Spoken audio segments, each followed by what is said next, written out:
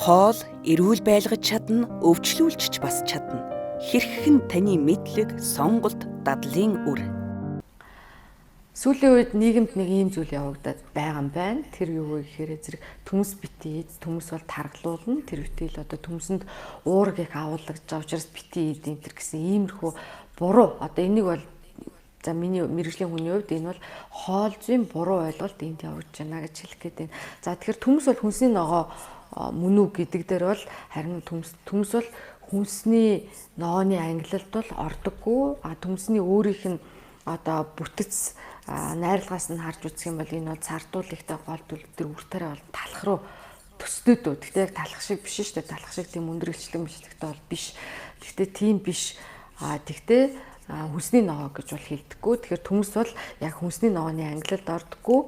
Ер нь бол эмчилгээний хоолнд бол үр тарианы төрөлд бол оруулж бол явдгийн. Үр тарианы төрлийн бүтээгдэхүүнүүд дотор төмс орж явдаг гэсэн үг. Тэгэхээр төмс маань өөрөө нөгөө бүтэцийн хувьд хүнсний ногооноос өөр байх нэ. Төмсөн тарин уураг их агуулгаддаггүй гэвэл энэ бол худлаа. За тэгэхээр уураг ихтэй хүнс гэдэг бол бидний сайн мэддэг махан төрлийн хүнснүүд байна шүү дээ. Мах, өндөг, загас, одоо тахины мах гэх мэт амдын амтны гаралтай юм хүнснүүд бол уургийн үндсэн их хүнсүр болж байгаа. Тэгэхээр жишээ нь махны уураг гэхэд 100 г мах ойролцоогоор тэг нэг 16-аас бүр 25 г хүртэлх ийм өндөр уургийн агуулмж эзэлдэг байхгүй. Тэгэхээр та бүхэн бодорой 100 г одоо мах байлаа гэхэд тэрний 20 г нь 18 г нь уураг байна гэдээ бодохоор энэ чинь үндсэн уургийн их үсвэрчин бол энэ бүтээгдэхүүнүүд байна гэсэн шүү дээ. Тэгэхээр өндөг байна.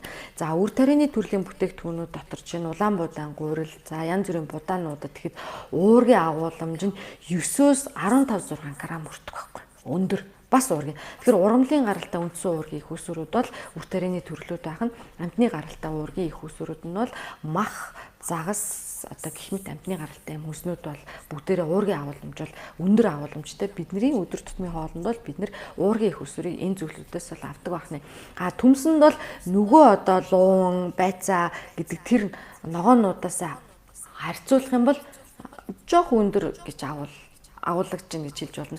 Мах энтертэй бол харьцуулшгүйгээр бага уураг агуулж байгаа гэсэн. Тэр өөрөөр хэлбэл луунд бол за нэг 0.8, 9, 1 г хүрэхгүй уураг агуулгаж чад төмсний уураг ойролцоогоор 1.8-аас 2 г уураг агуулгаддаг байхгүй. Тэгэхээр ногоотой харьцуулахад бол жоох өндөр юм шиг харагддаг хэрнээ. За нэг уургийн үндсэн их үсвэр болсон үр тарианы төрөл за тэгээд юунуудтай мах загсны төрлөөтэй харьцуулах юм бол энэ бол уургийн их үсвэр бол боломжгүй. Тэгэхээр зэрэг төмсийг уураг ихтэй гэж хэлцэх нь бол өөрөө буруу ойлголт байна гэж хэлэх гээд байна. За тэгээд төмс таргалуулах уу гэдэг ойлголтын дээр төмс эдснээрээ илүүдэлжин үүс таргална гэдэг ойлголт бол байхгүй. Одоо төмс эдснээрээ ер нь таргалалт гэдэг зүйл бол өөрөө нэгдүгээр бодисын солилцооны буруудал. Хоолоо ерөнхийдөө хоолынхаа бүтцийг буруу байсантай холбоотой. Нөгөө талаар ихтүүлж ицсэнтэй холбоотойгоор энэ таргалалт гэдэг өвчин бол үүсэж байгаа байхгүй юу. Тэгэхээр зэрэг ганцхан энэ таргалж байгаа бурууг төмсрүүж ихнэ гэдэг нь бол өөрөө өрөөсгөл ойлголт байна гэж хэл. Тэгэхээр зэрэг ихтүүлж идэх юм бол нөгөө бүтцийн үед буруу идэх юм бол угсаал таргалт өвчин үүснэ шүү дээ. Тийм учраас энэ буруу ойлголтыг бол одоо хүлээж авах нь бол өөрөө буруу зүйл байна. За төмсөнд ямар төрлийн эрдэс байц хамгийн их агуулгадаг гэхээр өмнө хэлсэнчлэн бас төмсөнд бол хамгийн их агуулгадаг эрдэс байц бол кали.